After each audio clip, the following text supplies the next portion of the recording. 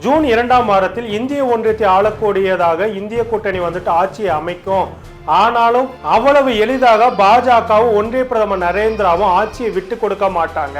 கடந்த 10 ஆண்டுகள்ல பாத்தீங்கன்னாக்கா அந்த அளவுக்கு இமாலய ஊழல்களையும் முறைகேடுகளையும் ஒன்றிய பிரதமர் நரேந்திராவும் பாஜகவும் செய்திருக்கிறார்கள். ஆட்சி மாற்றம் ஏற்பட்டு இந்திய கூட்டணி ஆட்சி அமைத்தால் ஒன்றிய பிரதமர் நரேந்திராவுக்கும் பாஜகவுக்கும், குறிப்பா நரேந்திராவின் உற்ற நண்பனாக உயிர் தோழனாக விளங்கக்கூடிய அதானி அவர்களுக்கு மிகப்பெரிய நெருக்கடி, அவர்கள் சிறைக்கு செல்லக்கூடிய சூழல் கூட ஏற்படலாம் அப்படின்னு சொல்லிட்டு நிர்மலா சீதாராமன் கணவர் திரு பரகல பிரபாகர் பரபரப்பு பேட்டி ஒண்ணு கொடுத்திருக்கிறாங்க. சுமார் 160 இடங்கள்ல பாஜக மிகப்பெரிய பின்னடைவை சந்திக்க போகுது. எதன் அடிப்படையில் திரு பரகல பிரபாகர் தொடர்ந்து தன்னுடைய பேட்டிகளை கொடுத்துட்டு இருக்கிறார் அப்படின்றது குறித்து தான் இந்த காணொலியில விரிவாகவே பார்க்க போறோம். மறக்காம தெருமுனை அரசியல் சேனல் சப்ஸ்கிரைப் பண்ணி இந்த வீடியோவை உங்களுடைய நண்பர்களுக்கும் ஷேர் செய்யுங்கன்னு கேட்டுக்கிறோம். இப்ப வீடியோக்குள்ள போகலாம். தெருமுனை அரசியல் நேயர்களுக்கு வணக்கம். 2024 இந்திய மக்களவை தேர்தல் பாத்தீங்கன்னா 7 கட்டங்களா நடத்துவதற்காக அறிவிக்கப்பட்டு கிட்டத்தட்ட 6 கட்ட வாக்குப்பதிவுகள் முடிவடைந்திருக்கு. இன்னும் ஒரு கட்ட தேர்தல், அதாவது 57 தொகுதிகளுக்கு மட்டும் வாக்குப்பதிவுகள் நடக்க வேண்டி இருக்குது. இதுவரைக்கும் நடைபெற்ற அனைத்து கட்ட வாக்குப்பதிவுகள்ல பாத்தீங்கன்னாக்கா பாஜகவுக்கு மிகப்பெரிய பின்னடை காத்துட்டு இருக்கு அப்படின்னு சொல்லிட்டு RSS, அது மட்டும் இல்ல பாஜகவுடைய சில உள்ளமைப்புகள் நடத்திய ரகசிய சர்வேக்கள் மூலமா பிரதமர் நரேந்திரா அவர்களுக்கு தெரிவிக்கப்பட்டிருக்கு. இதன் மூலமா பிரதமர் நரேந்திரா மிகப்பெரிய அதிர்ச்சிக்குள்ளாகி இருக்கிறாரு. அதனாலதான் பாத்தீங்கன்னாக்கா ஒன்றிய பிரதமர் நரேந்திரா முதல் கட்டத்து வாக்குப்பதிவின் போது அவர்கள் கொடுத்த பிரச்சாரம் என்னவா இருந்ததுனாக்கா நரேந்திரா பரிவார், அதாவது சொல்ல கூச்சமா தான் இருக்குது. அவருடைய சர்நேம் நான் இன்னைக்கு சொன்னதில்லை, ஆனா இப்ப சொல்ல வேண்டிய சூழல் இதா இருக்குது. நரேந்திரா பரிவார், அதாவது மோடி பரிவார் அப்படின்னு சொல்லிட்டோம். நரேந்திரா கேரண்டி, அதாவது பாத்தீங்கன்னாக்கா மோடி கேரண்டி அப்படின்ற பேர்ல பிரச்சாரங்களை முன்னெடுத்தவங்க முதல் கட்ட வாக்குப்பதிவு முடிந்த உடனே அதனுடைய அங்கு எடுக்கப்பட்ட சர்வேக்கள் மூலியமாக பாஜகவுக்கு மிகப்பெரிய பின்னடைவு ஏற்பட போகுது அப்படின்னு தெரிஞ்சுட்டோன்னே ஒன்றிய பிரதமர் நரேந்திராவாகட்டும் பாஜகவினராகட்டும் 2ஆம் கட்ட தேர்தலில் இந்து முஸ்லிம்களுக்குள்ள பாத்தீங்கன்னாக்கா பகையை மூற்ற விதத்திலையும் பேசுறாரு. அது மட்டும் இல்லாம தேவையில்லாம இந்திய பாகிஸ்தான் பிரிவினையின் போது நடந்தப்பட்ட சம்பவங்கள் குறித்து மக்களுக்குள்ள ஒரு பிரிவினின் போது சில விரும்பத்தகாத சம்பவங்கள் நடக்கும். அந்த சம்பவங்களை எல்லாம் மீண்டும் மீண்டும் நினைவுபடுத்த அந்த பகைமைத்தியை மேலும் வளர்க்கிற விதத்துல அவர் வேலையை பண்ணியிருக்கிறாரு. அது மட்டும் இல்லாம எல்லாத்துக்கும் ஒரு படி மேல போய் இப்ப சமீபத்துல ஒரு தேசிய ஊடகத்துக்கு கொடுத்த பேட்டியில சொன்னார் இல்லைங்களா, தான் பயாலஜிக்கலா பிறக்கவில்லை, சிறப்பான காரியங்களுக்கு கடவுள் தன்னை தேர்ந்தெடுத்து அனுப்பினான்னு சொல்லிட்டு ஒரு உருட்டுனாரு. பார்த்தீங்களா, இந்த மாதிரி உருட்டெல்லாம் பாத்தீங்கன்னாக்கா இன்னைக்கு இருக்க அறிவியல் தொழில்நுட்பத்துல எந்த ஒரு பைத்தியக்காரன்னு சொல்ல மாட்டோம். ஆனா இந்த பைத்தியக்கார நரேந்திரா தான் சொல்லி இருக்கிறாரு. இதுக்கெல்லாம் என்ன அடிப்படை காரணம்னு பாத்தீங்கன்னாக்கா, ஒரு பக்கம் ஒன்றிய பிரதமர் நரேந்திரா RSS அமைப்பு கைவிட்டுருச்சு அப்படின்னு சொல்லிட்டு செய்திகள் இருக்குது. அந்த செய்திகளுக்கு வலு சேர்க்கிற மாதிரி பாத்தீங்கன்னாக்கா உத்தரப்பிரதேசம், ஒடிசா போன்ற ஹிந்து பெல்ட் மாநிலங்களிலேயே RSS உடைய ஊழியர்களும் RSS உடைய கரசேவர்கள் யாருமே பாத்தீங்கன்னாக்கா ஒன்றிய பிரதமர் நரேந்திராவுக்காக பாஜகவுக்கும் எந்த ஒரு பிரச்சாரத்தையும் முன்னெடுக்கல அப்படின்ற தகவல் எல்லாம் வெளியே வந்திருக்குது. அது மட்டும் இல்லாம உத்தரப்பிரதேசம் போன்ற பாஜகவுக்கு ஆதரவு அதிகமா இருக்கக்கூடிய மாநிலங்களிலே பாத்தீங்கன்னாக்கா குறிப்பா அந்த மாநிலத்திலே பாஜகவுக்கு அதிகமான ஆதரவுக்கு கொடுக்கக்கூடிய கம்யூனிட்டின்னு பாத்தீங்கன்னாக்கா தாக்கூர் கம்யூனிட்டி தான். அந்த தாக்கூர் இனத்து மக்கள் தான் பாத்தீங்கன்னாக்கா பாஜகவுக்கு அதிகப்படியான ஆதரவுகளை கொடுத்துட்டு இருந்தாங்க.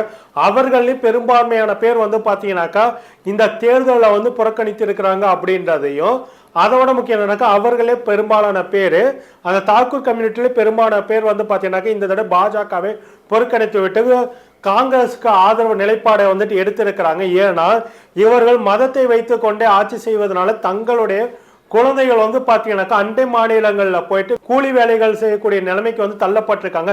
வெறும் மதம் மட்டுமே இவர்களை காப்பாத்தது அப்படின்றத தாக்கூர் கம்யூனிட்டியை சேர்ந்த நபர்களை தெரிவிப்பதாக அங்க களத்தில் இருந்து திறனாய்வு செய்த அரசியல் திறனாய்வாளர்கள் எல்லாருமே தங்களுடைய கருத்துக்களை தெரிவிச்சிருக்கிறாங்க. இந்த நிலைமையில தான் நிர்மலா சீதாராமனுடைய கணவர் திரு பரகல பிரபாகர் அவர்கள் பாத்தீங்கன்னாக்கா பாஜக 230 தொகுதிகள் கூட தேராது, அதுவும் பாஜக அதனுடைய கூட்டணி கட்சிகளோடு சேர்ந்துட்டு 250 தொகுதிகளை கூட தாண்டாதுன்னு சொல்லிட்டு அடிச்சு சொல்லிக்கிட்டு இருக்காங்க அவருடைய ஒவ்வொரு பேட்டியிலையுமே. குறிப்பா பாஜகவுக்கு பாத்தீங்கன்னாக்கா மிகப்பெரிய பின்னடைவை கொடுக்கக்கூடிய மாநிலங்கள் அப்படின்னு சொல்லிட்டு RSS எடுத்தக்கூடிய கருத்து கணிப்பிலே பாத்தீங்கன்னாக்கா மகாராஷ்டிரம், உத்தரப்பிரதேசம், பீகார், மேற்கு வங்கம் போன்ற மாநிலங்களையும், குறிப்பா தென் மாநிலங்கள்ல தமிழ்நாடு, கேரளா, கர்நாடகம், ஆந்திரா, தெலுங்கானா மாநிலங்கள்ல பாஜகவுக்கு மிகப்பெரிய பின்னடைவு வந்துட்டு கொடுக்கும். தமிழ்நாடு, கேரளா, ஆந்திரம், கர்நாடகம், தெலுங்கானா மாநிலங்கள்ல வந்து பாத்தீங்கன்னாக்கா 130 தொகுதிகள்ல இந்திய கூட்டணி மட்டுமே பார்த்தீங்கன்னாக்கா கிட்டத்தட்ட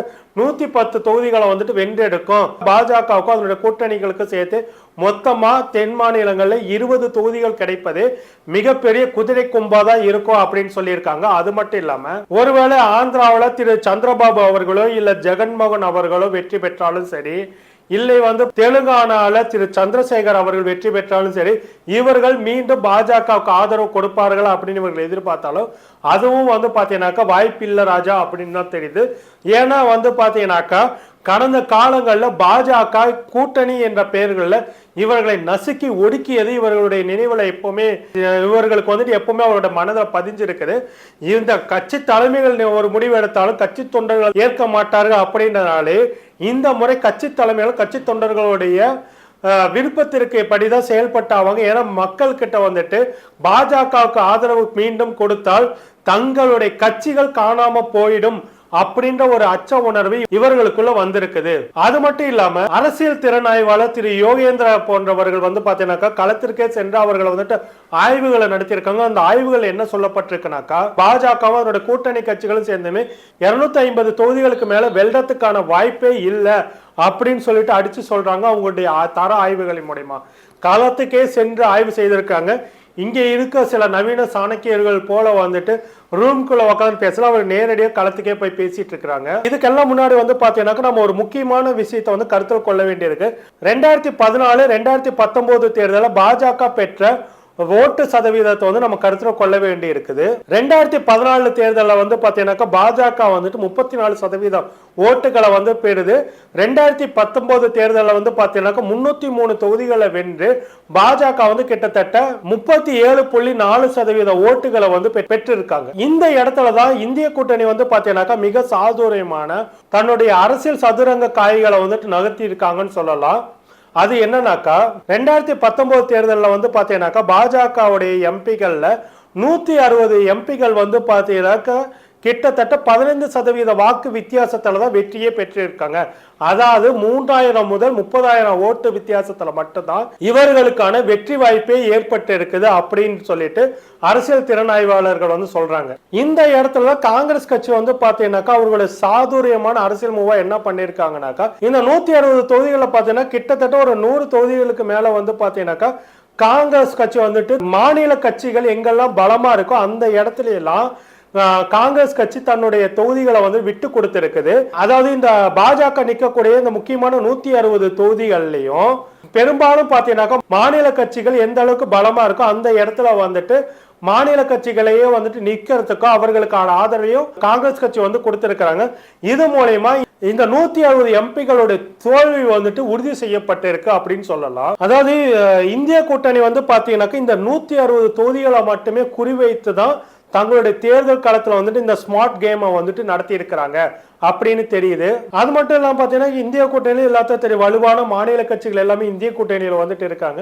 ஆனா பாஜக வந்து பாத்தீங்கன்னாக்கா சொல்லிக் கொள்ளும்படியான எந்த ஒரு பெரிய கட்சியோ மாநிலத்துல வலிமையா இருக்கக்கூடிய எந்த ஒரு கட்சியும் வந்து பாத்தீங்கன்னாக்கா பாஜக கூட்டணியில இல்லாதது அவர்களுக்கு மிகப்பெரிய மைனஸா இருக்குது. இந்த 160 தொகுதிகள்லையும் பாஜக மண்ணை கவுவது, இந்த தேர்தலில் பாஜக தோல்வியை தழுவதும் பாத்தீங்கன்னாக்கா இந்த அடிப்படையில தான் சொல்லிட்டு அரசியல் திறனாய்வாளர்கள் தொடர்ந்து சொல்லிக்கிட்டே இருக்கிறாங்க. இந்த கணக்குகள் அடிப்படையா வச்சுதான் இந்தியா கூட்டணி காங்கிரஸ் கட்சி தங்களுடைய பாஜகவுக்கு எதிரான தங்களை காய்களை வந்துட்டு நகர்த்திட்டு இருக்காங்க அப்படின்னு சொல்லிட்டு அரசியல் திறனாய்வாளர்கள் பலரும் குறிப்பா வந்து பாத்தீங்கன்னாக்கா திரு யோகேந்திராவாகட்டும் திரு பரகல பிரபாகர் ஆகட்டும் தொடர்ந்து பாஜக வந்து பாத்தீங்கன்னாக்கா 230 முதல் 250 தொகுதிகளை கூட வந்துட்டு கைப்பற்றதுக்கான வாய்ப்பு இல்லை அப்படின்னு சொல்லிட்டு இருக்கிறாங்க.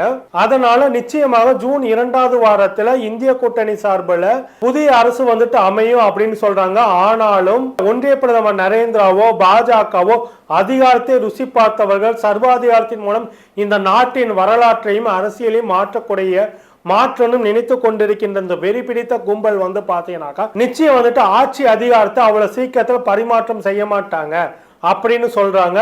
அதாவது வந்து பாத்தீங்கன்னா கடந்த 10 ஆண்டுகள்ல A to Zன்னு சொல்லக்கூடிய எல்லா ஆல்பபெட்லயும் பாஜக வந்துட்டு மெகா ஊழல்களை வந்து பண்ணிட்டு இருக்காங்க. 251 ரூபா ஸ்மார்ட் போன்ல இருந்துட்டு டிமானிட்டைசேஷன் நடந்த குளறுபடிகள், அது மட்டும் இல்லாம நமோ ஆப் ஸ்கேம், தேர்தல் பத்திர முறைகேடுகள் இப்படி சொல்லிட்டு அதுவும் அதானி போன்ற கார்ப்பரேட் முதலாளிகளுக்காக வரி சலுகை என்ற பேரில் இவர்கள் செய்த அத்தனை முறைகேடுகளும் விசாரணைக்கு வரும், வெளியில வரும். இவர்கள் வந்துட்டு பாஜகவினரும் ஒன்றிய பிரதமர் நரேந்திரா ஊழல் அற்றவர்கள் அப்படின்னு சொல்லிட்டு ஒரு போலியான பிம்பத்தை வந்து கட்டமைச்சிருக்காங்க இல்லையா, அந்த பிம்பம் எல்லாம் அடித்து நொறுக்கப்படும் அப்படின்ற ஒரே காரணத்துக்காக இவர்கள் வந்து பாத்தீங்கன்னா ஆட்சியை வந்துட்டு விட்டு கொடுக்க மாட்டாங்க. இவர்கள் சிறை செல்ல நிச்சயம் தயாராக இருக்க மாட்டாங்க. அதுக்காக இந்த நாட்டின் மிகப்பெரிய குழப்பம். அதாவது வந்து பாத்தீங்கன்னாக்கா ஒன்னு எதிர்கட்சியில வென்ற எம்பிக்களை வந்துட்டு எவ்வளவு விலை கொடுத்து வாங்குவதற்கு இவர்கள் தயாராக இருக்கிறாங்க. அப்படி இல்லை என்றால் எதிர்கட்சிகளை வந்துட்டு சிதைத்து, இங்க அதிமுக எப்படி சிதைத்து இன்னைக்கு ஒண்ணு உருப்படி இல்லாம ஆக்கி இன்னைக்கு OPS எல்லாம் பாருங்க பலாப்பழ சின்னத்தில் நிக்கிற நிலைமை கொண்டாந்தாங்க. அந்த மாதிரி ஏதாவது ஒரு வேலைகளை பண்ண கட்சிகளை சிதைத்து கபாலிகரம் பண்றதுக்கான வேலையும் பண்ணுவாங்க. அது மட்டும் இல்லாம ஏதாவது ஒரு பெரிய சட்ட ஒழுங்கு பிரச்சனையை உருவாக்கி அது மூலியமா தன்னோட ஆட்சியை வந்துட்டு தங்கள் கைக்குள்ளே வைத்திருக்கக்கூடிய எந்த ஒரு கேடுகட்டத்தனத்தையும் இவர்கள் செய்ய தயங்க மாட்டார்கள் அப்படின்னு சொல்லிட்டு தான் அரசு திறனாய்வாளர்கள் பலரும் சொல்லிட்டு இருக்காங்க. குறிப்பா திரு யோகேந்திரா அவர்களும் திரு பரகல பிரபாகர் அவர்களும் இந்த கருத்துக்களை வந்து தொடர்ந்து வலியுறுத்திட்டு இருக்கிறாங்க. இன்னைக்கு வந்து பாத்தீங்கன்னாக்கா பாஜகவுக்கு ஆதரவு நிலைப்பாடு இருக்குன்னு சொல்லிட்டு சொல்லக்கூடிய பல வட மாநிலங்கள்லயும் பாத்தீங்கன்னாக்கா வேலை வாய்ப்பு, விலைவாசி உயர்வால மக்கள் மிகப்பெரிய கொந்தளிப்புல வந்துட்டு இருக்கிறாங்க. இவர்கள் இன்னமும் நரேந்திர அலைன்னு சொல்லிட்டு இவர்கள் தூக்கி நிறுத்திட்டு இருக்காங்க. நரேந்திர அலைக்கு எதிரான மிகப்பெரிய எதிர்ப்பு அலை வேலை வாய்ப்பின்மை மற்றும் விலைவாசி உயர்வால எழும்பி நிக்கிது. இந்த எதிர்ப்பு பேரலை வந்து பாத்தீங்கன்னா நிச்சயம் நரேந்திர அலையை அடித்து நொறுக்கிடும் அப்படின்றது தெரிந்திருந்தாலும் பல ஊடகங்கள் வந்து பாத்தீங்கன்னாக்க இன்னைக்கும் நரேந்திராவுக்காக, குறிப்பா வடமாநில ஊடகங்கள் எல்லாமே நரேந்திராவுக்கு ஆதரவாக அவருடைய கால்களை நக்கி கொண்டு செய்திகளை வெளியிட்டு இருக்காங்க. நரேந்திராவை இன்னும் பெரிய ஒரு பிம்பமாக அவருக்கு எதிர்ப்பே இல்லாதது போலலாம் செய்திகளை வந்துட்டு வெளியிட்டு இருக்காங்க.